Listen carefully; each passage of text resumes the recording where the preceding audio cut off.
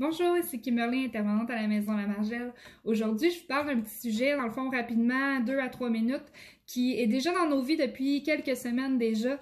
Je vous en ai déjà parlé à travers des vidéos en direct, je vous en ai déjà parlé à travers des publications sur notre page Facebook ou sur notre Instagram. C'est l'abstinence en temps de quarantaine, on s'en sort comment? Je trouvais ça important d'en parler, même si dans le fond on parle un peu qu'il y a peut-être le déconfinement qui va arriver avec possibilité de reconfinement. Fait que je crois que dans le fond c'est une situation qui peut durer encore pendant un bon moment. Puis ça veut dire que c'est peut-être pas prêt dans le fond de réouvrir les réunions des fraternités anonymes. C'est peut-être pas prêt dans le fond qu'on va pouvoir retourner à notre vie normale, d'avoir le contact qu'on avait avec les autres comme avant. Fait que je trouve ça important dans le fond de parler avec vous de comment on s'en sort en temps de quarantaine. Il y en a plusieurs qui ont déjà dans le fond établi leur filet de sécurité. Il y en a qui ont déjà réajusté leur vie par rapport à ça. Mais il y en a qui nous posent encore des questions sur où sont les réunions des fraternités en ligne, qu'est-ce que je peux faire pour combler l'ennui, etc. Donc, je vais parler de ça avec vous aujourd'hui. Premièrement, pendant la quarantaine, un des groupes vulnérables, c'est les personnes aux prises avec une dépendance, que ce soit alcool, drogue, jeu, peu importe. C'est pour ça que c'est important d'en parler parce que tu sois en rétablissement ou pas, vu qu'on peut plus se réunir, puis vu que dans le fond, on peut plus se tourner vers les réunions des fraternités anonymes, on peut plus se tourner vers un autre membre puis aller prendre un café, etc. Ça peut être plus difficile pour certaines personnes parce qu'on le dit souvent, tu sais, la dépendance, c'est une maladie qui est souvent reliée, dans le fond, à la difficulté de gérer l'ennui. Puis c'est aussi une maladie des émotions, tu sais. Puis je pense qu'il est important de se souvenir que peu importe ce qu'on ressent en ce moment, la majorité de nos pensées et de nos émotions sont pas objectives. Il faut se rappeler que même si l'isolement qu'on peut vivre en confinement ou le stress associé à cette situation nous en fait voir de toutes les couleurs, c'est une situation qui va s'améliorer si on continue à mettre les efforts nécessaires puis de se rappeler qu'une rechute ne ferait qu'aggraver les choses.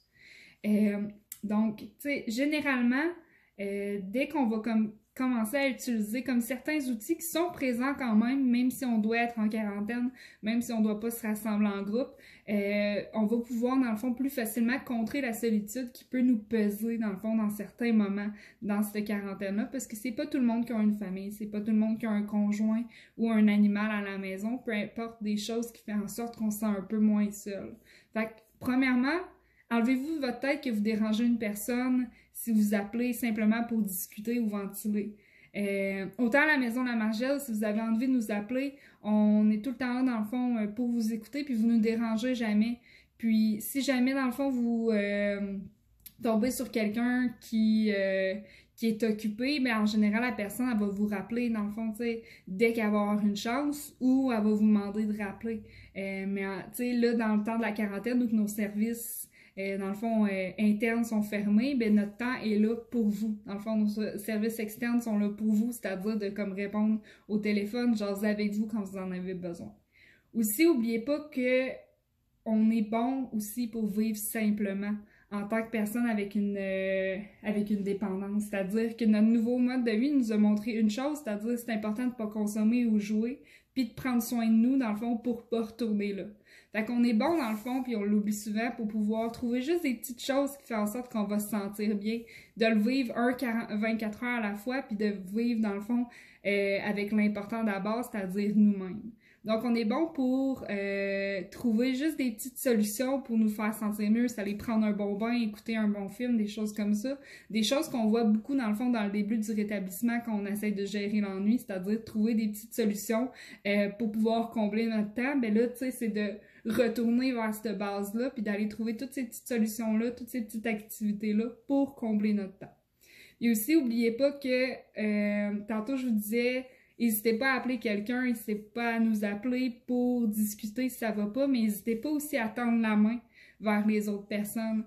Parce qu'en appelant quelqu'un, juste pour demander des nouvelles, juste pour dire « Hey, comment ça va? » Ben, autant ça va briser votre isolement que ça va potentiellement briser l'isolement à la personne aussi. T'sais. Puis n'oubliez pas que c'est une situation qui est oui, temporaire, même si elle semble interminable. C'est une situation qui est temporaire, puis il faut juste, dans le fond, apprendre à mettre en pratique le lâcher-prise sur les choses qu'on peut pas contrôler. Ça veut pas vous dire d'invalider comment vous vous sentez. C'est normal d'avoir peur, c'est normal d'être stressé, c'est normal d'avoir de la peine, d'avoir de la colère. On a toutes des situations différentes. Il y en a qui ont perdu leur emploi, il y en a qui ont encore leur emploi, etc. Mais il faut pas oublier que c'est quelque chose qui est hors de notre contrôle, donc de se focusser sur justement les journées où c'est difficile, de se rappeler qu'il va en avoir aussi des belles journées, puis il y a des choses dans lesquelles on a du contrôle, c'est-à-dire de prendre soin de nous, puis de faire des choix et des gestes qui sont différents. Puis finalement, n'oubliez pas qu'on est tous des combattants. On s'en est tous, dans le fond, tu sais, on a toute une habileté à être imaginatif pour favoriser notre établissement. C'est d'ailleurs ce qui a fait en sorte que les gens se sont tournés vers les meetings en vidéoconférence, que tout le monde s'est adapté pour pouvoir, dans le fond, avoir encore nos outils pour le rétablissement. Donc, rappelez-vous que cette situation-là est temporaire, puis que dans l'article, juste au-dessus de cette vidéo-là, je vous ai, dans le fond, fait des belles listes de toutes les vidéos qui existent, dans le fond, les vidéoconférences, les meetings en ligne, les réunions téléphoniques. Vous avez juste à cliquer, dans le fond, sur les petits liens marqués « Liste de réunions téléphoniques ». Vous cliquez sur ça, vous avoir accès à tous ces outils-là. Donc, c'est tout ce que j'avais à vous dire aujourd'hui. On ne sait pas encore comment la situation va durer, mais je vous souhaite à tous et à toutes, dans le fond, de continuer à cheminer vers votre abstinence, puis de continuer à vous choisir. Passez une belle journée.